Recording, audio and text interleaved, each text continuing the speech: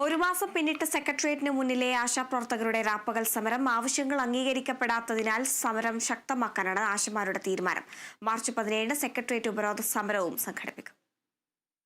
സെക്രട്ടേറിയറ്റിന് മുന്നിലെ ആശമാരുടെ സമരം ആരംഭിച്ചിട്ട് ഇന്നേക്ക് ഒരു മാസം.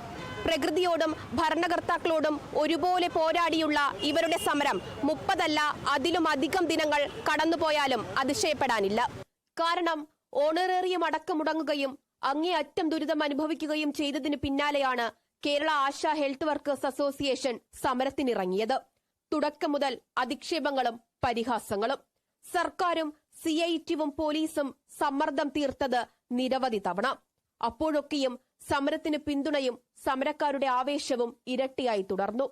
സമരം നിങ്ങൾ തുടരുന്നു എന്ന ചോദ്യത്തെ പോലും അപ്രസക്തമാക്കിക്കൊണ്ട് വർദ്ധിത വീര്യത്തോടെ സന്ധിയില്ലാ സമരവുമായി ആശാപ്രവർത്തകർ മുന്നോട്ട് തന്നെ. 17-ാം തീയതി നമ്മൾ സെക്രട്ടേറിയറ്റ് ഉപരോധമാണ്. ജില്ലാതലങ്ങളിൽ അതിനുള്ള പ്രവർത്തനങ്ങൾ ഇപ്പോഴേ ആരംഭിച്ചു കഴിഞ്ഞു. വളരെ വലിയൊരു പങ്കാളിത്തത്തോടുകൂടിയാണ് നമ്മൾ ഈ സെക്രട്ടേറിയറ്റ് ഉപരോധത്തിലേക്ക് പോകുന്നത്. നമ്മൾ പ്രതീക്ഷിച്ചുകൊണ്ടിരിക്കുകയാണല്ലോ. സർക്കാർ ചർച്ചയ്ക്ക് വിളിക്കും, നമ്മളുടെ ഡിമാൻഡ് സെറ്റിൽ ചെയ്യുമെന്നുള്ള പ്രതീക്ഷ തന്നെയാണ്. ആ പ്രതീക്ഷയില്ലാതെ നമുക്കിവിടെ ഇരിക്കാൻ പറ്റത്തില്ലല്ലോ.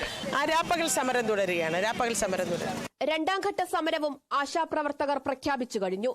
നിയമസഭയിലും ലോകസഭയിലും ആശമാരുടെ ആശങ്കകൾ ചർച്ചയായി. ഭരണ പ്രതിപക്ഷാംഗങ്ങൾ വാദപ്രതിവാദങ്ങൾ നടത്തി. ഒരു മാസം പിന്നിടുമ്പോഴും സമരാവശ്യങ്ങൾ അംഗീകരിക്കാതെ പരസ്പര പഴിചാരൽ തുടരുകയാണ് കേന്ദ്ര സംസ്ഥാന സർക്കാരുകൾ. സന്ധിയില്ലാ സമരവുമായി ആശമാരും പ്രതിഷേധം കടുപ്പിക്കുന്നു.